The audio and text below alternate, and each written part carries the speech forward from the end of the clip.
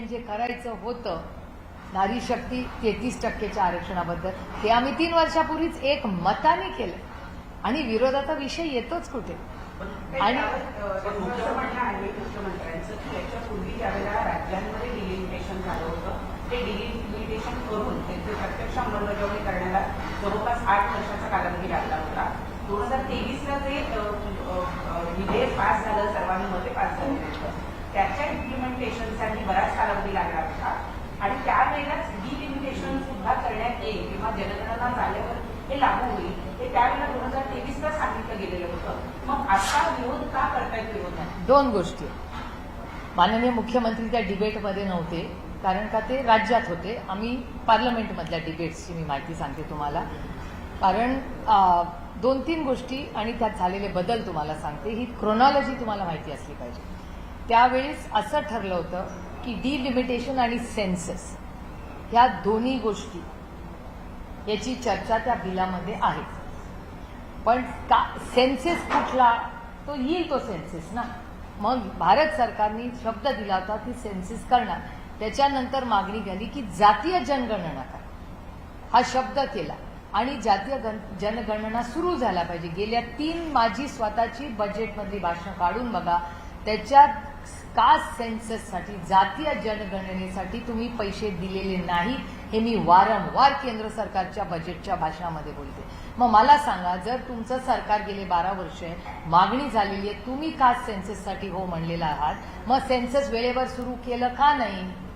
तुम्हाला जर माहिती होतं की महिला आरक्षण डिलिमिटेशन या सगळ्या गोष्टी कास्ट सेन्सस आपल्याला टाइम बाउंड मॅनरमध्ये करायचं एवढं मोठं तंत्रज्ञान आणि यंत्रणा आहे. जर आधार सारखा मोठा कार्यक्रम हा देश घडू शकतो तर मग ह्या सगळ्या गोष्टी का नाही भारत सरकार करू शकत? कारण का त्याची इच्छाशक्तीच नव्हती करण्याची.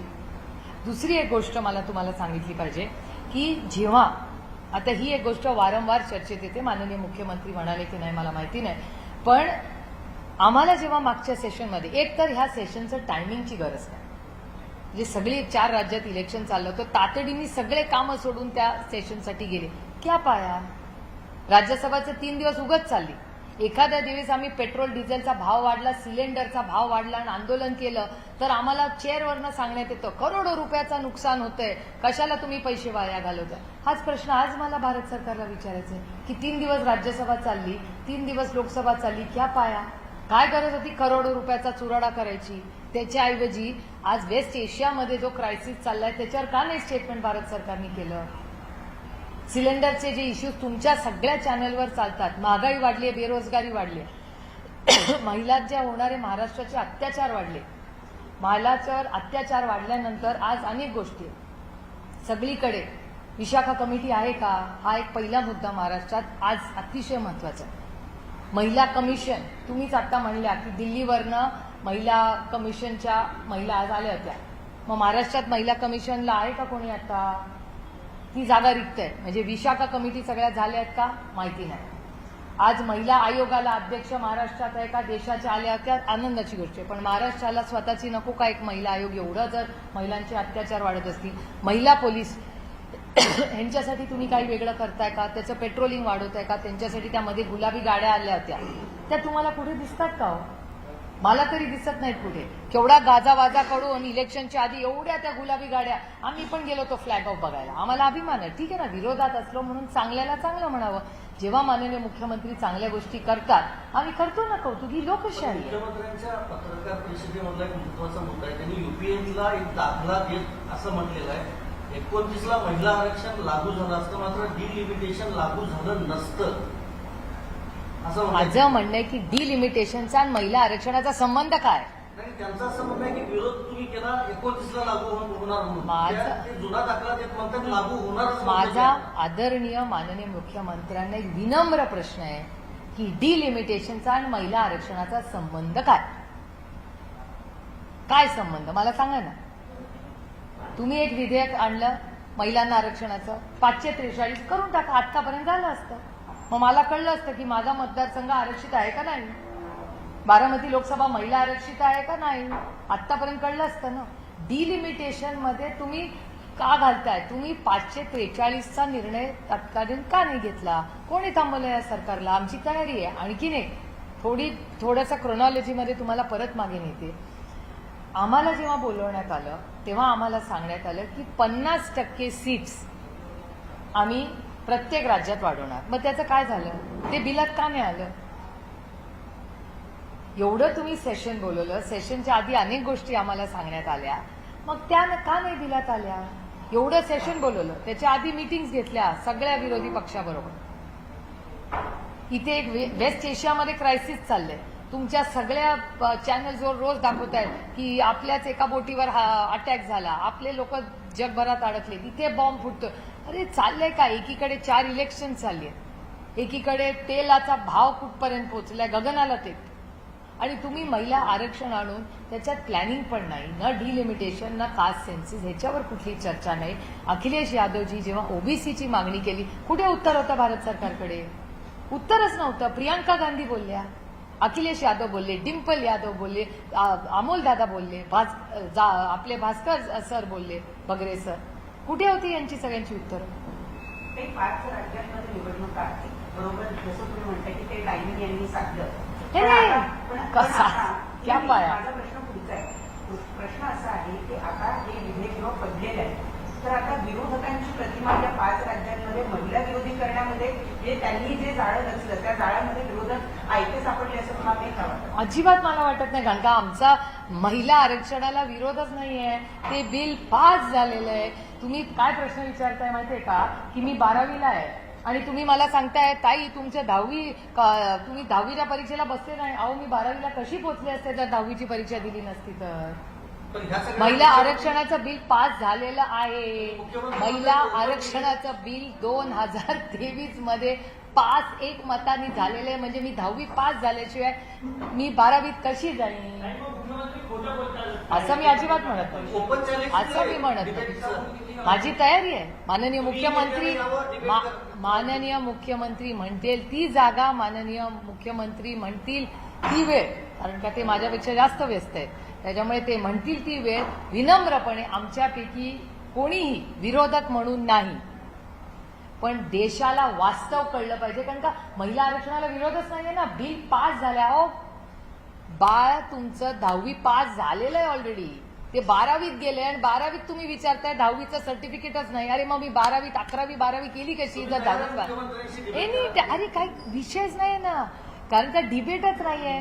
जर माननीय मुख्यमंत्री मला म्हणाले तुमचा महिला विरोध आहे, मी म्हणेन अहो आम्हीच एकमताने बिल पास केलं, तुमच्याच सरकारने आमचे आभार मानले बिल पास करताना. जरा डिबेट. ते महिला आरक्षणाचा बिलचा विषयच नाहीये. विषय फक्त डिलिमिटेशन बद्दल सीमित आहे.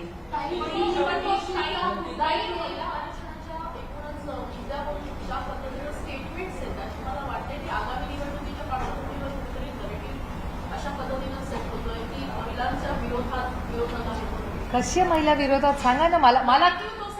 अरे नाही, कुठलं काय? एवढं जर असतं तर विधेयक पडलं असतं का? एवढी तयारी का नाही केली मग सरकारने? त्यांच्या अलायन्सला विचारा ना, मला कशाला? आणि ऑन रेकॉर्ड नका विचारू, ऑफ रेकॉर्ड विचारू. ऑन रेकॉर्ड बोललं ते एजन्सीज एकदम ऍक्टिव्ह होते.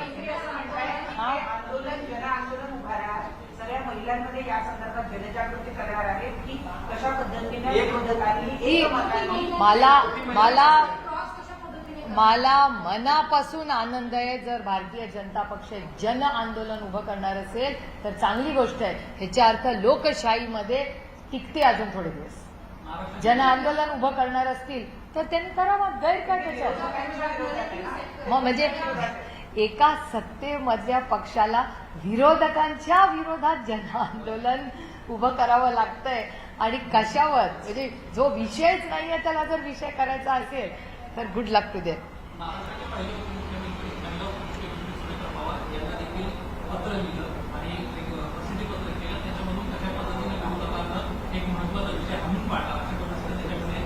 हो, ही लोकशाही आहे. प्रत्येकाला काय पण बोलायचा अधिकार आहे. आपण त्या गोष्टीला वास्तवतेपासून दूर असेल तर काय करू शकतं माणूस? म्हणजे मला अजूनही विश्वास बसत नाहीये की जे विधेयक पास झालंय ते मूल 10वी पास झालेलं आहे ऑलरेडी. तुम्ही परत कुठे त्या 10वीच्या परीक्षेला बसवताय? जे पास झालंय ते झालंय ना. काही डिलिमिटेशनचा जो मुद्दा आहे, जेव्हा तुमचं सरकार होतं महाविकास आघाडीचं, तेव्हा महापालिकेच्या प्रभाग व्यतिरिक्त देखील विषय आला होता. तेव्हा भाजपने विरोध केला होता. तुमचं म्हणणं येत होतं की सेन्ससच्या आधारे म्हणजे आता पॉप्युलेशन तर वाढलं आहे तर प्रभाग रचना देखील वाढल्या गेल्या पाहिजे होता मात्र त्याला भाजपने विरोध केला होता त्याचे विरोधक होते. आम्हाला भारतीय जनता पक्षाच्या दुटप्पीपणाची सवय झालेली आहे. मी पार्लमेंटमध्ये रोज बघते ते, त्यामुळे मला काय नवीन वाटत नाही. एक दुसरा, तुम्ही हा पुण्याचा विषय काढलाच आहे म्हणून एक सांगते. मला एक सांगा, डिलिमिटेशन बद्दल राष्ट्रवादी काँग्रेस पक्ष अजित पवार गट यांनी पुण्यामध्ये तुमच्याच चॅनलवर दाखवलेली बातमी आहे की किती विरोध केला होता. दत्ता धनकवडेचं उदाहरण मी तुम्हाला नाव घेऊन देते. दत्ता धनकवडेंच्या वॉर्डमध्ये दत्ता धनकवडेंनी तुमच्या चॅनलवर किती विरोध केला होता डिलिमिटेशनला. पुण्यामध्ये सगळ्यांचं म्हणणं होतं की पाहिजे तसे वॉर्ड यांनी पाहिजे तसे फोडले, त्याला काही नियम कायदा लागू झालेला नाही, सगळे कोर्टात गेले, कुणाला न्याय मिळाला. आणि फक्त पुणे म्युनिसिपल कॉर्पोरेशनचं एक उदाहरण मी तुम्हाला देते. अशी राज्यात देशात उदाहरणं आहेत. आणि जर सगळेच लोक विरोधात आहेत, आम्ही चर्चेला बसायला तयार होतो. आजही आमचं म्हणणं आहे, आज सेशन बोलवा, आम्ही सगळे कामं सोडून जातो दिल्लीला. 543 मध्ये करून टाका ना अंमलबजावणी. प्रॉब्लेम काय?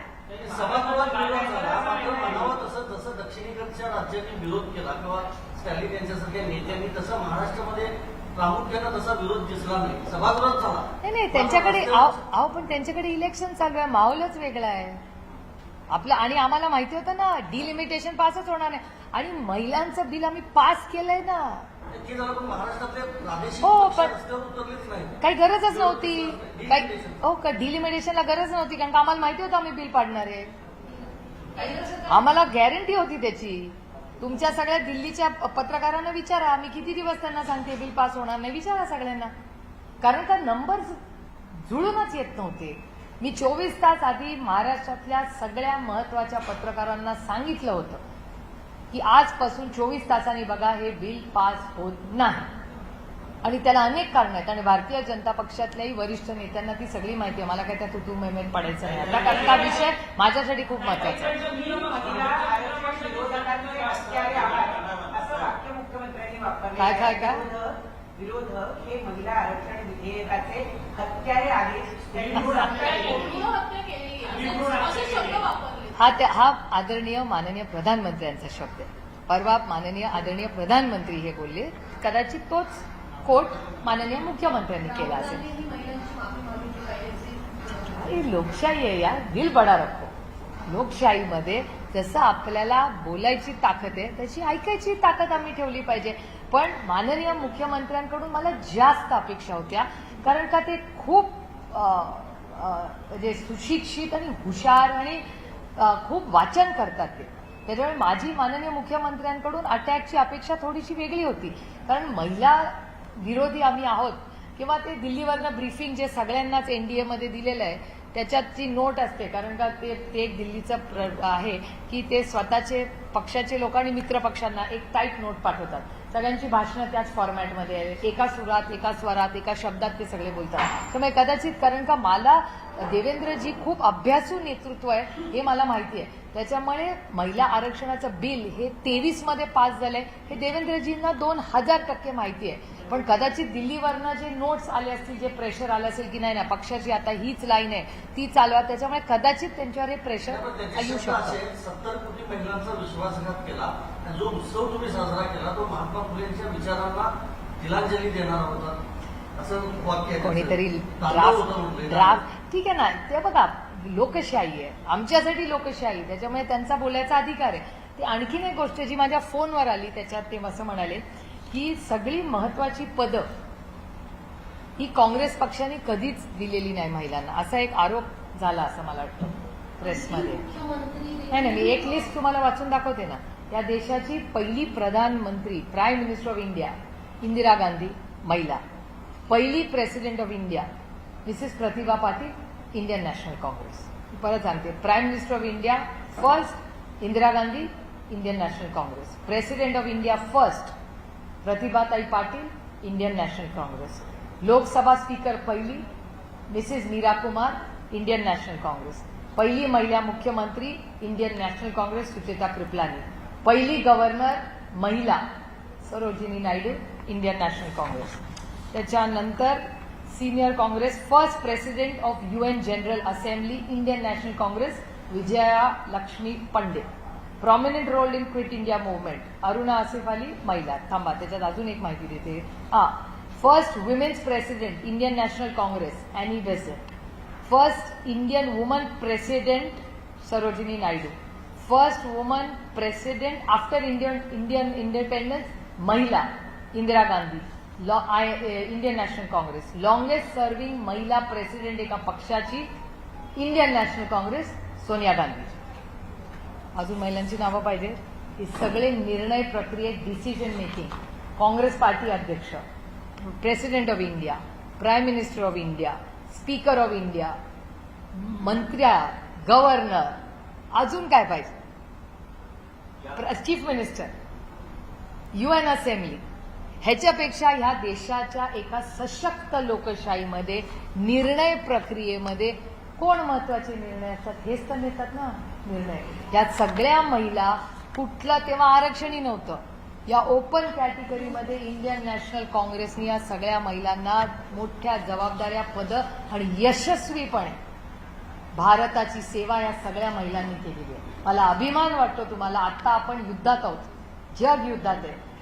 पाकिस्तानचे 2 तुकडे करायची ताकद ही इंडियन नॅशनल काँग्रेसच्या पहिल्या महिला प्रधानमंत्री इंदिरा गांधींनी करून दाखवली. बांगलादेश हा इंदिराजींनीच केला.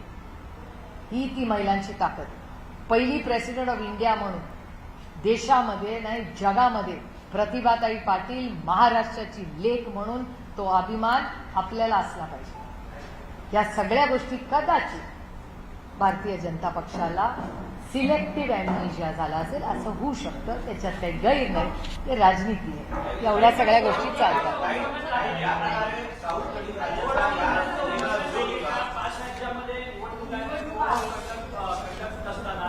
प्रधानमंत्री भाषण देतात आहेत सगळीकडे या सगळ्या संदर्भात पत्रकार परिषदा. हो ठीक आहे ना, त्यांनी यंत्रणा चालवली आहे दिल्लीवरनं, सगळ्यांना सांगितलंय करा.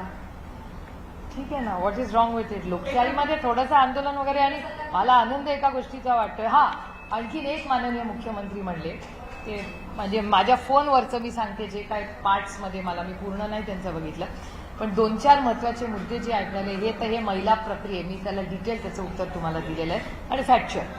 माननीय मुख्यमंत्री असं म्हणाले की पक्षामध्ये 33%. आता जर एवढंच भारतीय जनता पक्षाला महिलांचा न्याय द्यायचा आहे तर 50% सीट त्यांनी भारतीय जनता पक्षाला पुढच्या लोकसभेत 50% द्या. 33 कशाला, 50% सीट द्यावा. त्याच्यावर माननीय मुख्यमंत्री असं म्हणाले की असं करणं शक्य नाही आहे, कारण तृणमूल काँग्रेस करू शकते, ममता बॅनर्जी करू शकतात, तर भारतीय जनता पक्ष पण करू शकते ना. कळला हा विषय, कळला ना तुम्हाला. 33% आरक्षण आम्हाला उगाच नाही म्हणण्यापेक्षा पार्टी विदिन पार्टी द्या तुम्ही.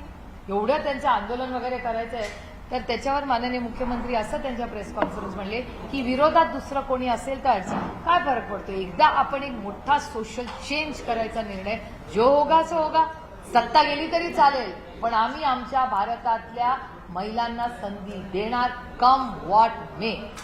काय हरकत आहे ती लाईन घ्यायला.